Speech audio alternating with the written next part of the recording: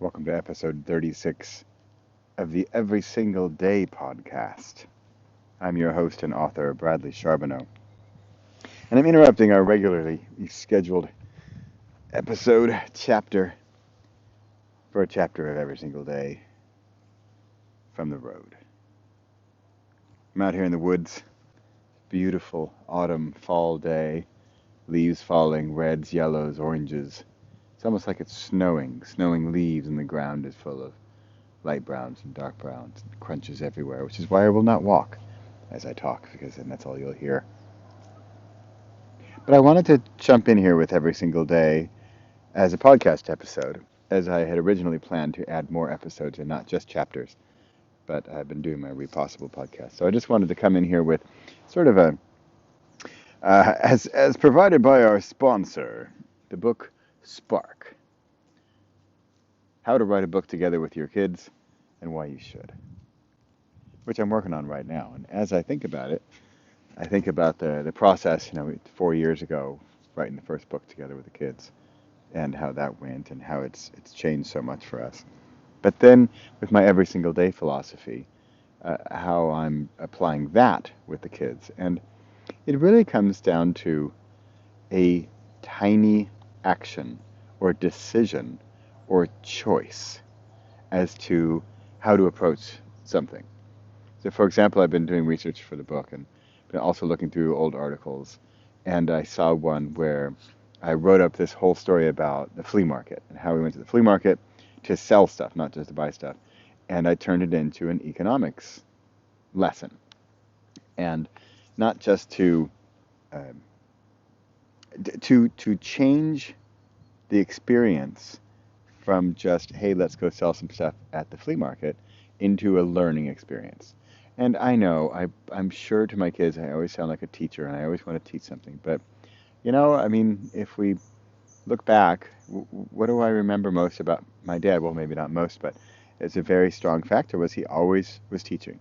And we were always learning. And whether we wanted to or not, we were learning. And I think he just loved teaching, probably because he loved learning. He was so curious about stuff, always asking questions, always interested in what you were doing. And it's an admirable trait in a personality, and I aspire to reach such heights.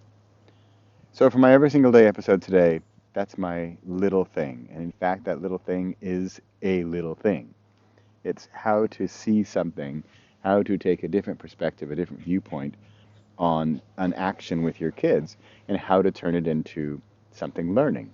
I'm trying to bring this home to my oldest, who is just not overly excited with school, to understate slightly, and how to bring it to everyday life, how to bring some reality into the theory. And anything, how much does the pizza cost? Well, oh, look, there's a discount.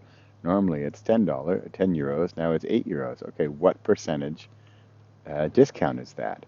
And if you buy two, then you get more of a discount. Okay, well, is it worth it buying two then? Do we really want to? How much of a discount do you get? What if we bought two separately and got the discount from the one separately? Stuff like that.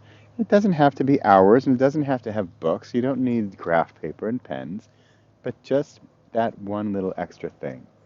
And then my last point on this is teaching, because, and I'm also trying to teach my kids this, but if you can teach something or even try to teach something, that's when you really learn it deeply. You can read the book. I saw some statistic the other day, something like you read something and you get 10%. You do something else, like write it down, and I don't know, 20, 30, 40, whatever percent retainment. And then, but if you explain it to somebody else, then you have 80%. So that was pretty clear that teaching is learning. And in fact, teaching is sort of an exponential learning.